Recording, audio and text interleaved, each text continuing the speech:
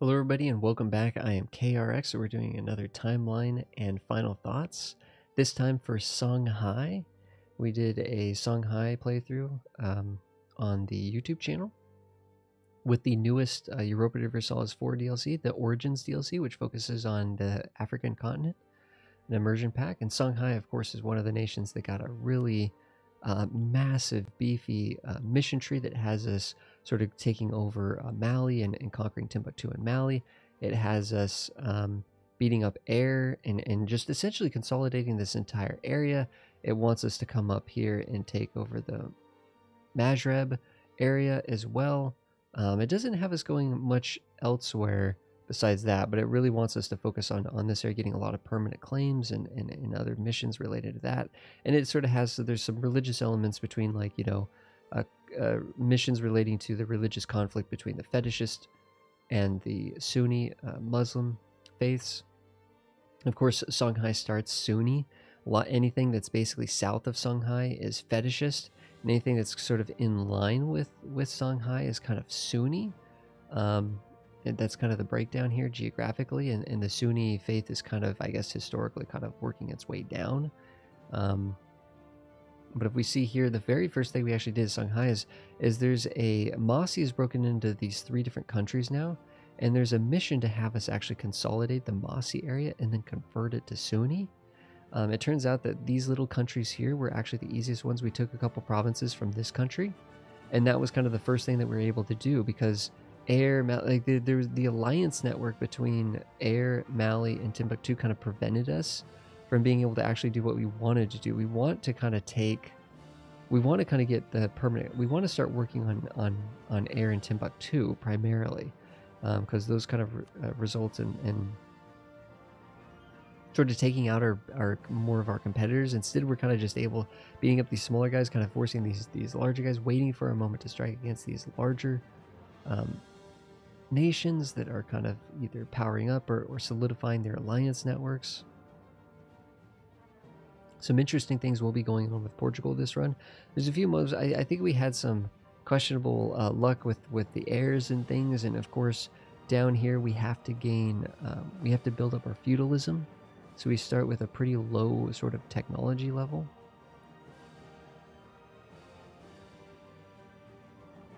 Getting the Renaissance is also a real pain. I think once we get connected to Morocco, they'll kind of help us spread some of those institutions a little bit, but I don't think we ever actually, we never actually wait.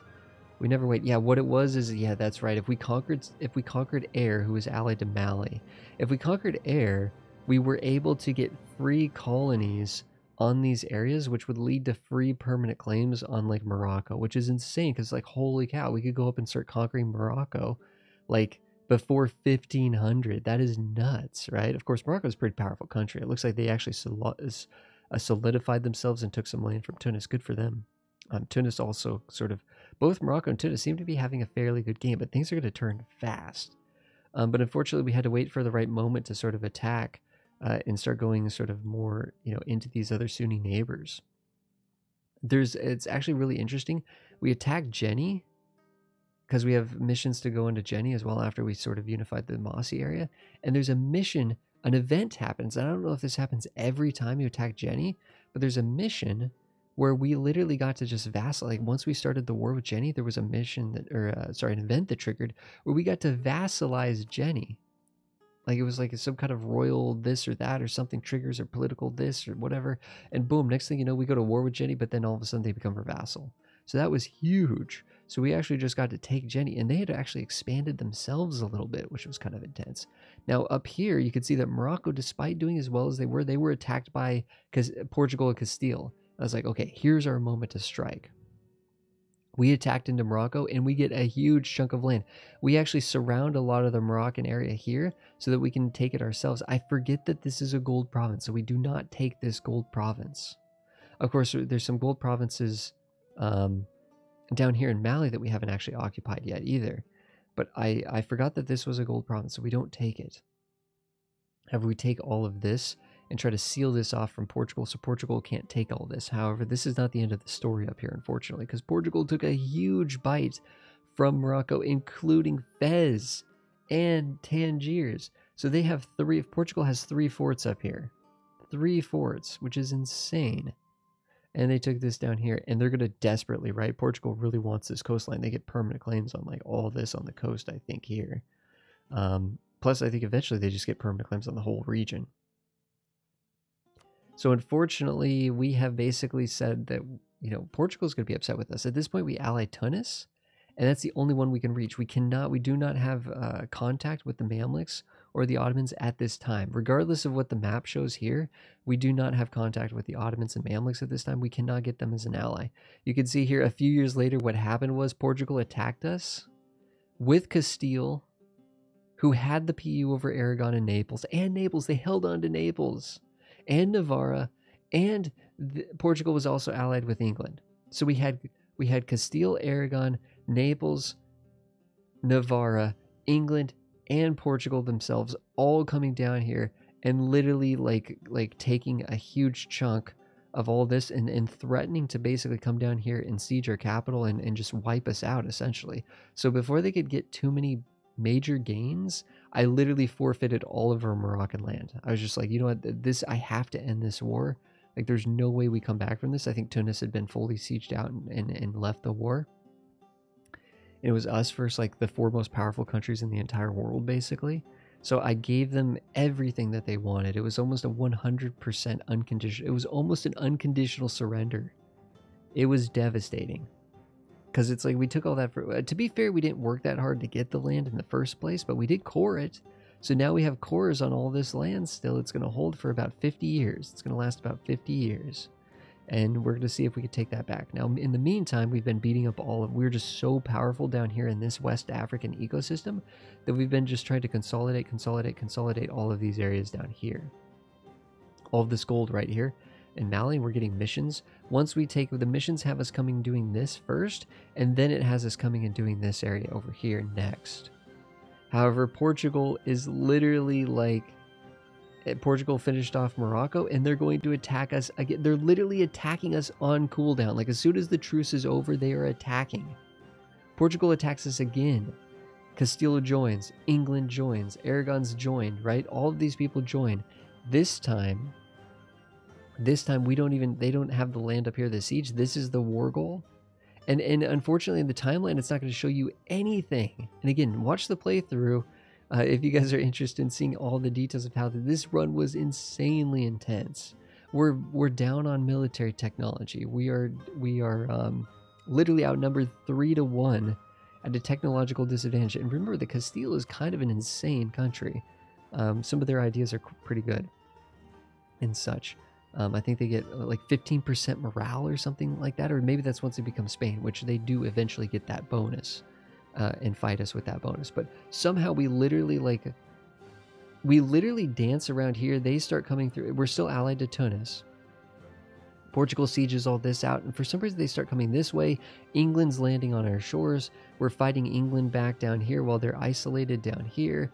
We're letting Portugal and Castile and Naples and Aragon come this way around, and we're fighting little scraps of them up here. We're actually making gains up here. At one point, I kid you not, we siege Fez. We're defending the war goal. We siege Fez. That kind of forces a lot of their troops to like want to come back around. The AI did not play this very well, I'll admit. But still, just like the odds at which like what we were fighting against was just kind of completely insane.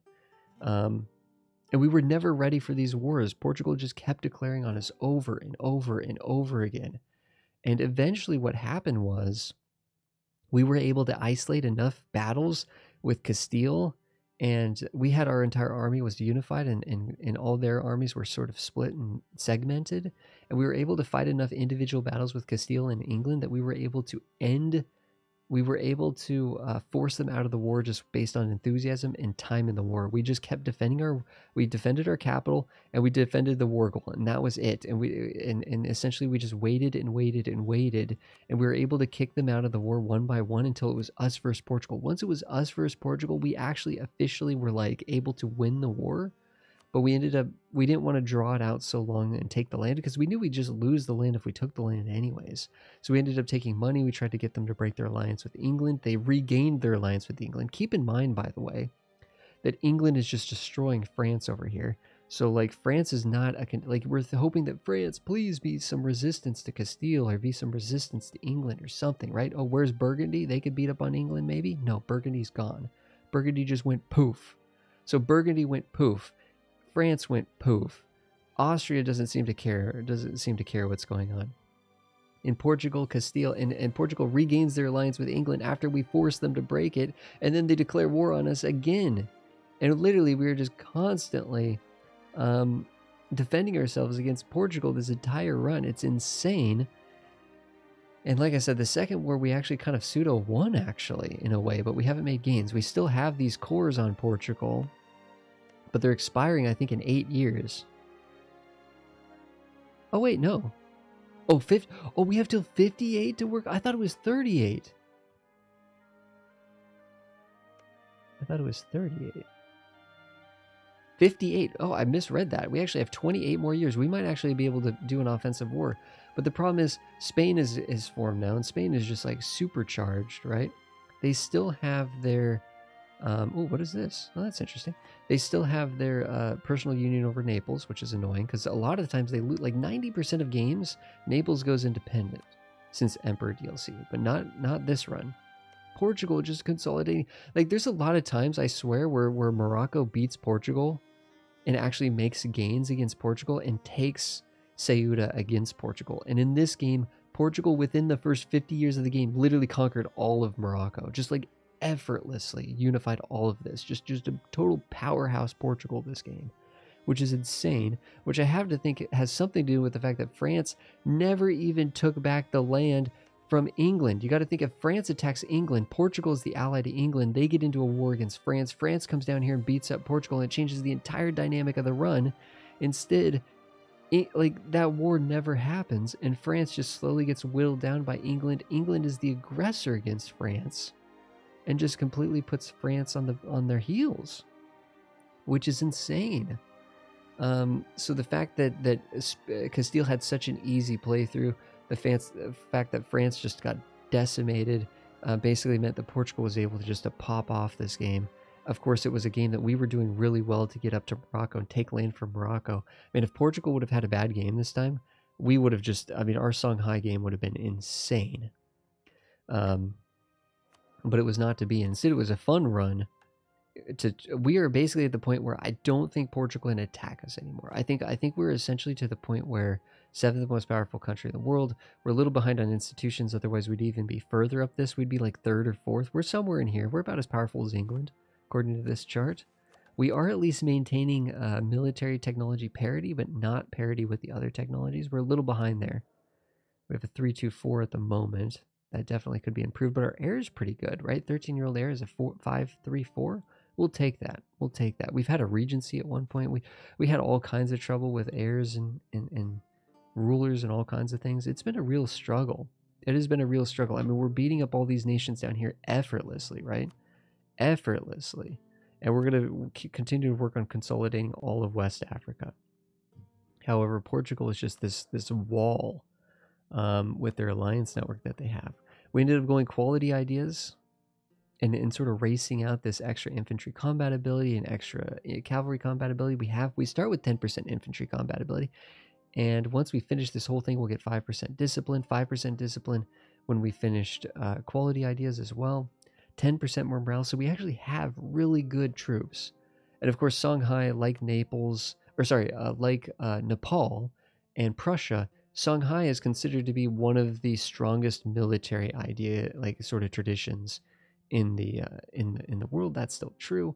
They get the army tradition right off the bat. What is our army tradition at? 45, which isn't great. It's not terrible. We have a good mission tree. We're still working on a lot of it. We haven't been able to actually reform the army because you don't start with feudal. I'm pretty sure you don't start with feudalism. You start with a pretty low military tech as well. And we can't drill our troops at the beginning of the game. So when we were doing a lot of the waiting for wars, we actually weren't able to build up professionalism. And we spent a lot of our professionalism during the wars against Portugal trying to regain manpower. So we did a lot of the slack in recruiting standards. And this killed our army professionalism. We're actually up to 10% now. I feel pretty good about that. So we've been working on a lot of this. Of course, a lot of this has us going up and doing Mazreb. A lot of this land up here. Once we take this land, I think we get permanent claims on Tunis and such in this area. That's kind of what this is all telling us to do. You know, this is like an economic route for sort of building up trade in West Africa, trade and stuff. And this is sort of the religious trade. And we've made some good gains on most of this stuff, but yeah. Global prosperity growth for the rest of the game. Kind of cool. Stability cost might have not that amazing, but hey, you know, it's some fun stuff in here. And there's a number of monuments actually that we can work on as well. So this is level 100, the Great Mosque here. It gives us passive piety growth, which is pretty nice, and 3% conversion rate against heathens, which is super good. Plus 1 missionary once we get to level 2, so that'd be cool to do. And then Timbuktu has this, which would give us technology cost, minus 10% technology cost. Of course, it's very expensive to get these. It's so expensive to get these things leveled up. It's kind of insane. Because like getting this to level 2 would cost us what? 2,500 gold. I mean, just with the way things have been going, I mean, it's going to be a century before we can start working on that stuff. I think at this point we've allied the Ottomans. I think at the very end we allied the Ottomans to try to deter...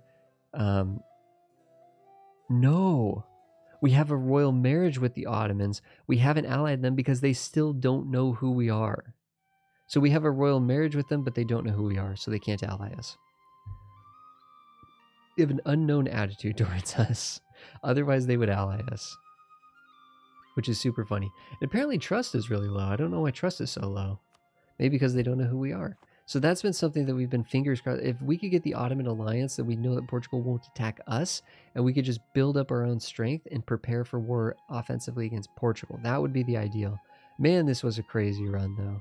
This was a fun, challenging run. I think again, if we got the Ottoman alliance, if they figure out who we are and we get the Ottoman alliance, that would tip the scale to allow, at least Portugal won't attack us constantly, right? They won't use England and Spain to just attack us over and over and over again, which is really nice. Would be super nice. But guys, that was a fun run as Songhai, and I just wanted to archive a little bit of final thoughts on the run and do the time lapse for the run and stuff. A time lapse wasn't that particularly exciting, but the run itself was. Of course, that's up on the YouTube channel. Thanks everybody for being here. Really appreciate it. I will see you guys in the next one.